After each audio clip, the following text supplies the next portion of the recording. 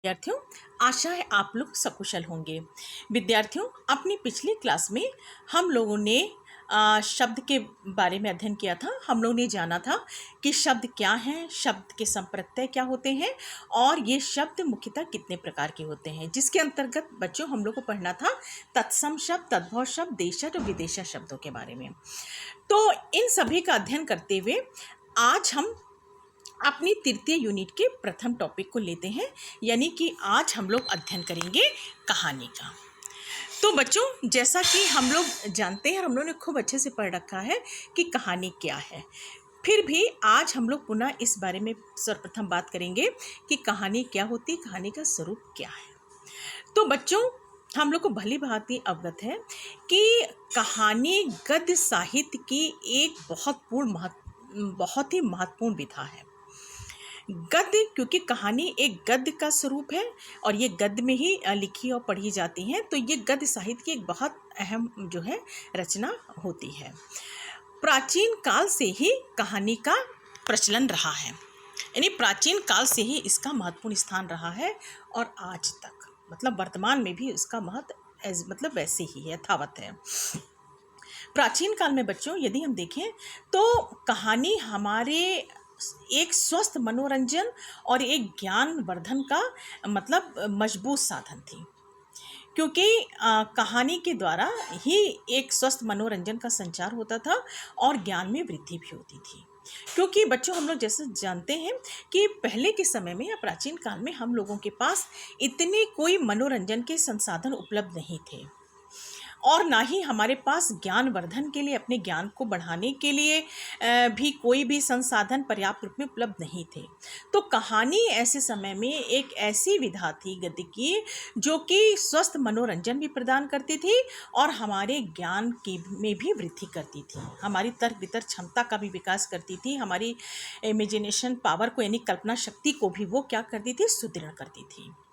तो कहानी इस तरह से बच्चों, ये कहानी जो है एक हम लोगों ने देखा कि कहानी का स्वरूप ऐसा प्राचीन काल से आज वर्तमान काल तक रहा है।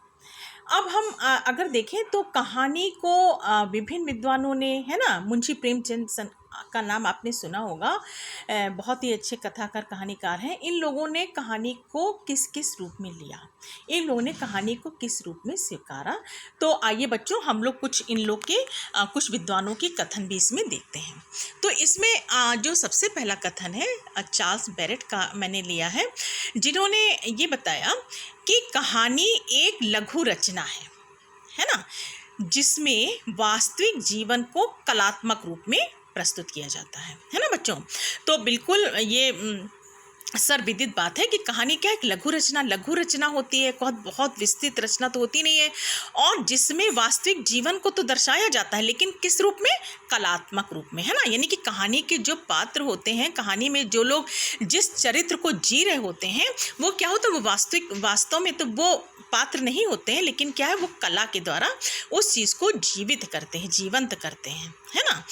तो ये क्या है, यानी कि एक इस कहानी वो है जो वास्तविक जीवन को कलात्मक रूप में प्रस्तुत करती है ना बच्चों।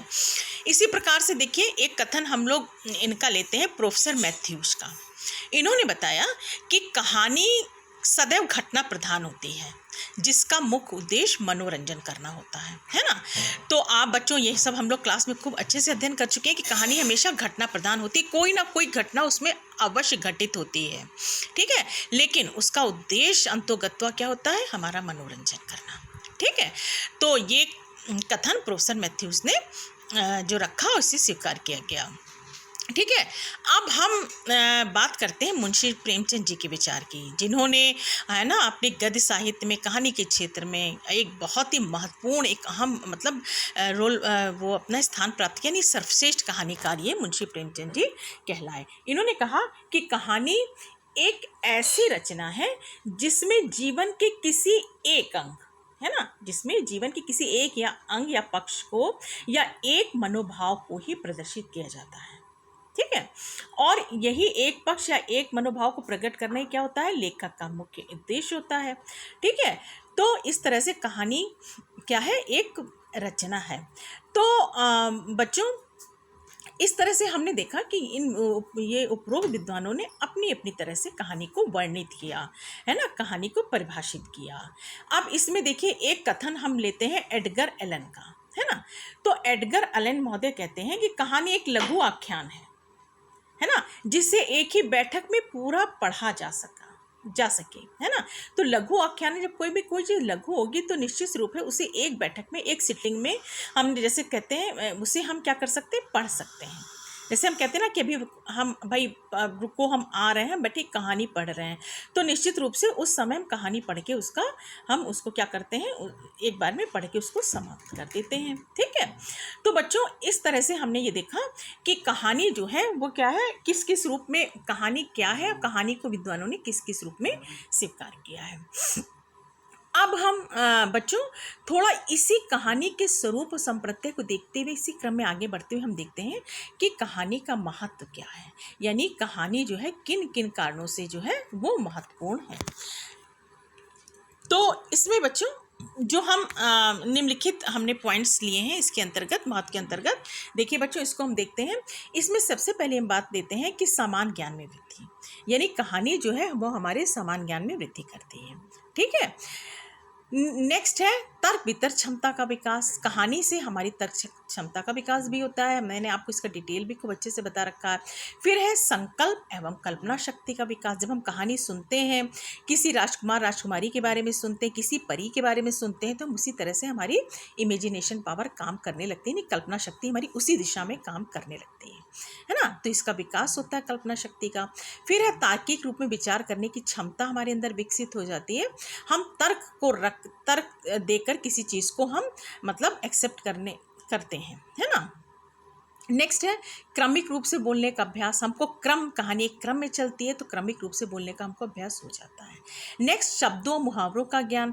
चूंकि कहानी में शब्दों मुहावरों का प्रयोग प्रचुर मात्रा में होता है, तो जब हम कहानी पढ़ते हैं, सुनते हैं, तो हमें समझ में आता है कि इस शब्द का प्रयोग यहाँ पे किस अर्थ में हुआ है, इस मुहावरे का अर्थ क्या होता है पर्टिकुलर, है ना।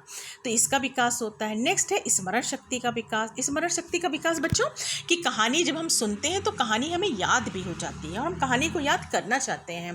तो इससे क्या होता है, जब कहानी का स्मरण करते हैं तो निश्चित सी बात है हमारी स्मरण शक्ति क्या होती है, स्मरण शक्ति में वृद्धि हो जाती है। ठीक है। फिर है जटिल प्रश्न को समझने में सुगमता। को बहुत से जटिल प्रश्न भी कहानी के अंतर्गत किए जाते हैं, उनको भी हम समझने के योग्य हो जाते हैं। नेक्स्ट स्वस्थ मनोरंजन का साधन। बच्चों जैसा कि मैंने आपको इसके कंसेप्ट में ही बताया था कि कहानी जो है स्वस्थ मनोरंजन का सशक्त साधन होती है। आज के युग में भी और वर्तमान काल में तो यही एकमात्र साधन थी। ठीक। नेक्स्ट विवेक संयम आदि का विकास। हमारी विवेक का विकास, हमारे संयम का विकास भी कहानी से होता है, क्योंकि हम जब उसमें ऐसे ऐसे लोगों की बात कहानी पढ़ते हैं, उनके जीवन चरित्र को पढ़ते हैं, कोई बहुत विवेकशील व्यक्ति की कहानी भी आती है, कोई बहुत संयमशील की भी कहानी आती है जो आगे चल के किसी ने अच्छा प्राप्त किया हो या कोई बहुत महान व्यक्ति बना हो, तो हम उनके गुणों को फॉलो करते हैं और ये चीज़ें हमारे अंदर भी डेवलप हम अपने अंदर कर लेते हैं। ठीक है। नेक्स्ट है संसार के विभिन्न जीव जंतुओं के विषय में जानकारी। जीव जंतु के विषय में जानकारी कहानी के द्वारा क्या है, कभी हम कहानी जानवरों के भी सुनते हैं, पशु पक्षियों के भी सुनते हैं, या व्यवहारिक जीवन में भी ये कहानी में ये जीव जंतु कुछ मुख्य भूमिका में होते हैं, तो हमें पता लगता है, तो हमें उनके विषय में जानकारी होती है। ठीक है। फिर हमारे व्यवहारिकता का विकास होता है, क्योंकि कहानी में बहुत सारी चीज़ें व्यवहारिकता से जुड़ी हुई होती हैं जो कि हमें मतलब स्वाभाविक रूप से हमारे व्यवहार में वो असमाहित हो जाती हैं, हम उसको आत्मसात कर लेते हैं। तो इस तरह से व्यावहारिकता का विकास भी कहानी के द्वारा होता है। तो बच्चों हम लोग ने इस तरह से देखा कि कहानी हम लोगों के लिए कितनी महत्वपूर्ण है। आज भी कहानी का महत्वपूर्ण यथावत है। ठीक। तो बच्चों आज की क्लास में हमने देखा कि कहानी क्या है, कहानी कब से चली आ रही है, कहानी का संप्रत्यय क्या है, विद्वानों ने कहानी को किस किस रूप में देखा, है ना, किस किस तरह से परिभाषित किया और किस किस रूप में उनको हम लोग के सामने मतलब उसको विस्तारित किया। इसके साथ ही बच्चों हम लोगों ने देखा कि कहानी का महत्व आखिर किन किन कारणों से है, जिसके अंतर्गत हम लोगों ने निम्नलिखित कारणों के बारे में अध्ययन किया, बातचीत की। तो बच्चों मैं आशा करती हूँ कि आज की क्लास में हम लोग ने कहानी के विषय में जो कुछ भी अध्ययन किया वो आपको स्पष्ट रूप से समझ में आए होंगे और कहानी के संप्रत्यय और महत्व को समझने में सहायक सिद्ध होंगे। तो बच्चों, अपनी अगली क्लास में हम आगे के बिंदु के विषय में अध्ययन करेंगे। धन्यवाद।